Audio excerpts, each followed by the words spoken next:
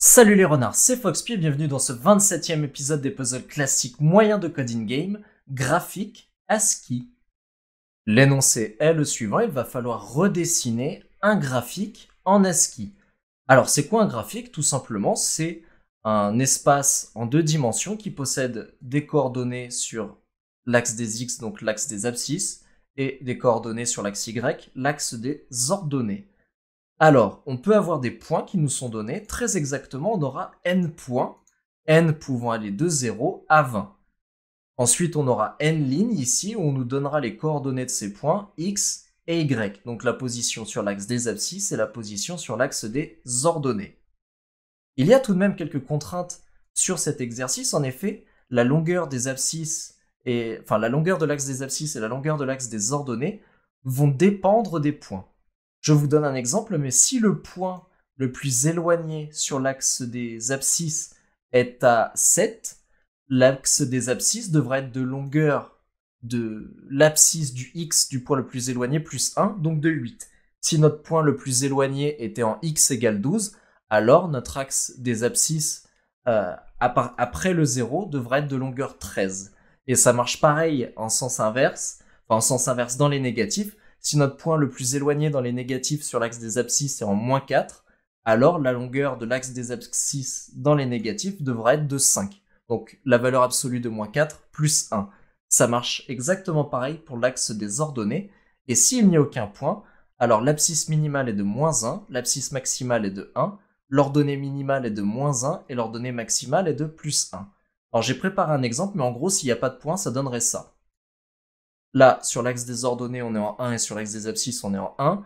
Là, sur l'axe des ordonnées, on est en moins 1 et sur l'axe des abscisses, on est en 1. Là, on est en moins 1 sur les deux axes. Et là, on est en moins 1 sur l'axe des abscisses et en 1 sur l'axe des ordonnées. Sinon, quels sont les signes ASCII qu'il faut afficher? Donc l'axe des abscisses est représenté par des tirets. L'axe des ordonnées est représenté par des barres verticales. L'origine du repère est représentée par le caractère plus, on peut le voir ici. Chaque point de la liste donnée est représenté par une étoile. Donc on le voit ici, il y a un point en 1, 1. Donc quand x égale 1 et y égale 1, c'est ce qui est donné dans l'exemple. Là on a n qui est égal à 1, il y a un point d'abscisse et d'ordonnée 1. Et il est ici. Et enfin, chaque zone vide du graphique est représentée par un point. Donc là on a tous les éléments de l'énoncé pour pouvoir commencer à coder. Alors juste avant d'aller dans le code, je vais énoncer les contraintes. N est entre 0 et 20. X est entre moins 20 et 20, et Y est entre moins 20 et 20. Maintenant que l'on sait ça, on peut aller du côté du code.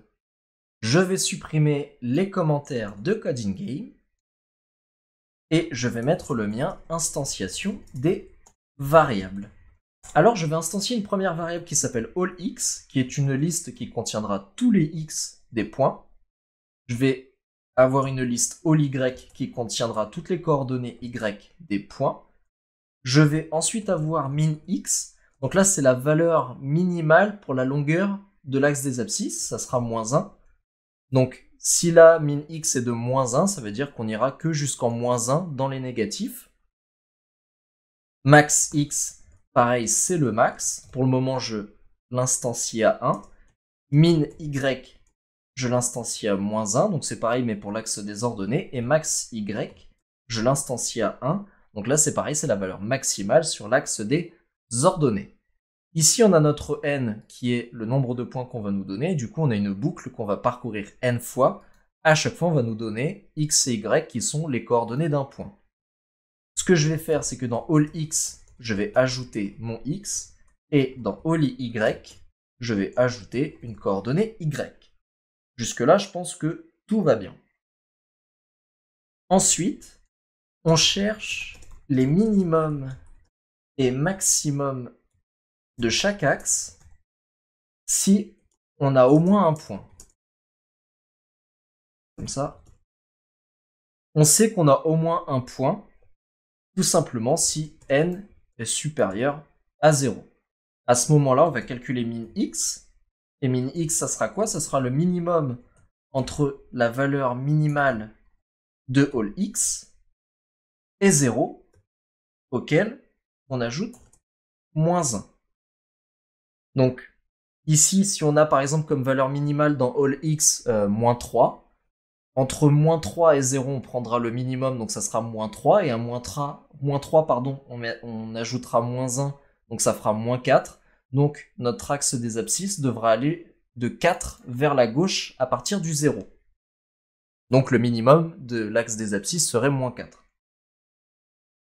On fait pareil pour l'axe des ordonnées, donc minimum de all y est 0, moins 1. Ensuite, on fait max de x est égal au maximum du maximum de all x 0. Et là, par contre, c'est plus 1. Donc, si imaginons le maximum dans all x, c'est moins 7, alors là, le maximum, ça sera 0. Et du coup, 0 plus 1, eh bien, on ira en plus 1 ici sur l'axe des abscisses. Et c'est en effet une condition de l'énoncé, l'abscisse maximale est d'au moins 1. En revanche, si on avait un all x de 14, à ce moment-là, on ferait 14 plus 1, et donc l'axe des abscisses du côté des positifs devrait être d'une longueur 15. C'est pour ça d'ailleurs que je fais les comparaisons avec les zéros, c'est parce qu'on a des contraintes ici sur la taille de l'axe des abscisses et de l'axe des ordonnées, suivant si elles sont dans les positifs ou les négatifs. Et à chaque fois, ces contraintes, c'est moins 1 plus 1, moins 1 plus 1. Et c'est pour ça que je compare à 0, c'est-à-dire que dans le cadre du minimum, si on avait dans all x que des valeurs positives, par exemple 1, 2, 3, 4, 5, la valeur minimale serait 1. On prendrait le minimum entre 1 et 0, et ça serait 0, et on ferait moins 1. Et donc on afficherait bien du côté des abscisses 1 moins 1.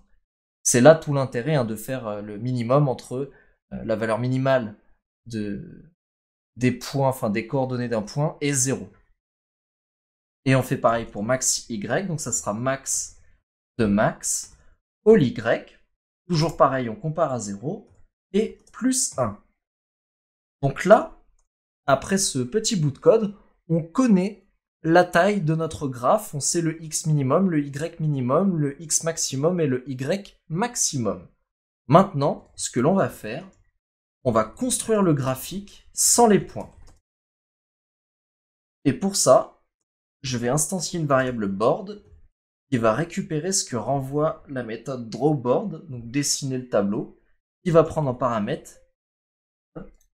pas voulu, min x, max x, min y, max y.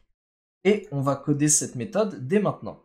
Je monte en haut de l'éditeur de code pour créer la définition, donc def drawBoard qui prend en paramètre min x, max x, min y, max y. Je mets le double point. J'instancie ici mon board qui sera pour le moment une liste et je sais qu'à la fin de ma méthode, il faudra que je le renvoie. Alors, on va parcourir l'axe des ordonnées qui représente tout simplement les lignes. Se balader sur l'axe des ordonnées, c'est se balader sur les lignes. Donc for y in range max de y, donc on part de la fin, min y moins 1, moins 1. Hop. Alors ici, si je mets min y de moins 1, c'est parce que tout simplement dans le range, la valeur qui est placée en second, elle est exclue. Et moi, je veux qu'elle soit inclue. Donc pour ça, je la diminue encore de 1. Si par exemple, on avait min de y qui est égal à 1, si je laissais juste min de y, eh bien ça s'arrêterait à 2. Pour ça, je fais min de y moins 1, donc 0. Et ça ira jusqu'à 1 sans prendre en compte le 0. Donc c'est la justification pour laquelle ici on met moins 1 à min de y. Et donc on part de max de y du haut, puisque le haut ici représentera finalement les premières lignes.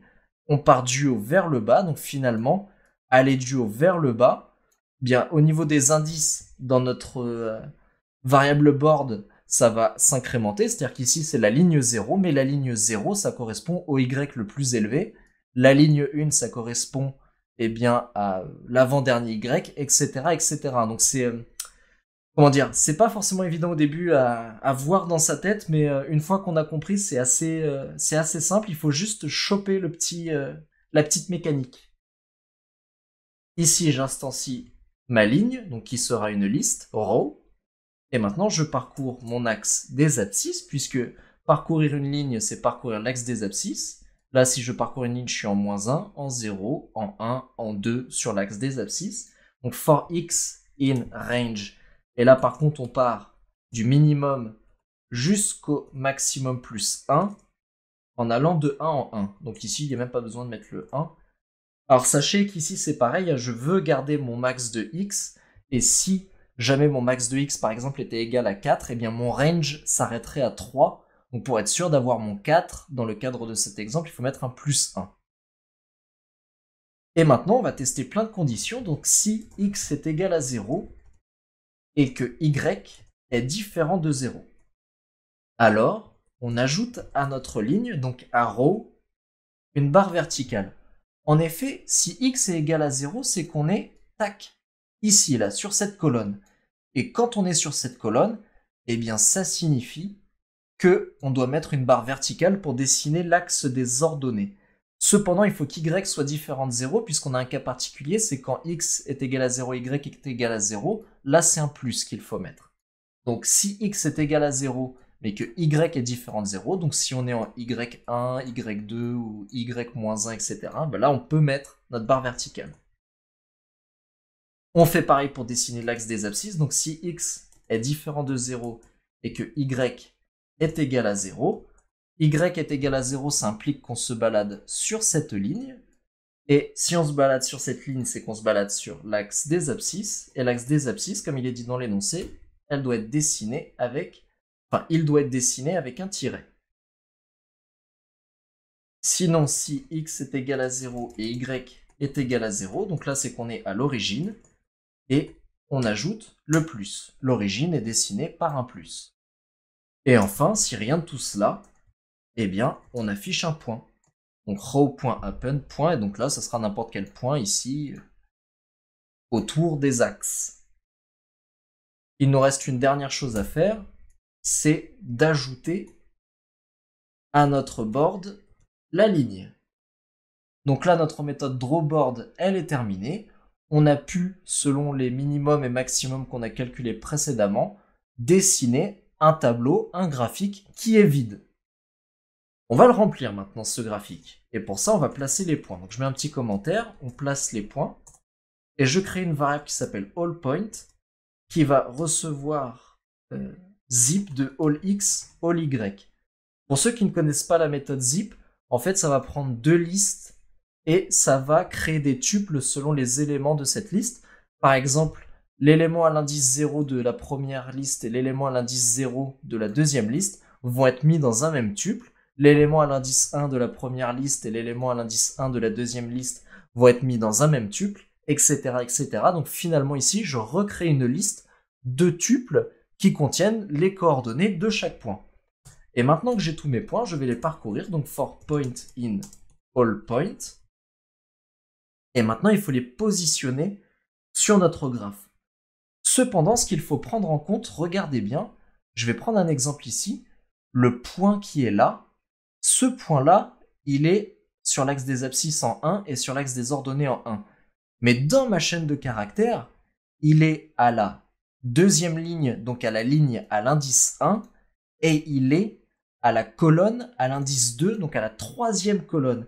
Donc il ne faut pas confondre la position du point sur le graphique et sa position dans les chaînes de caractères, ça n'est pas pareil.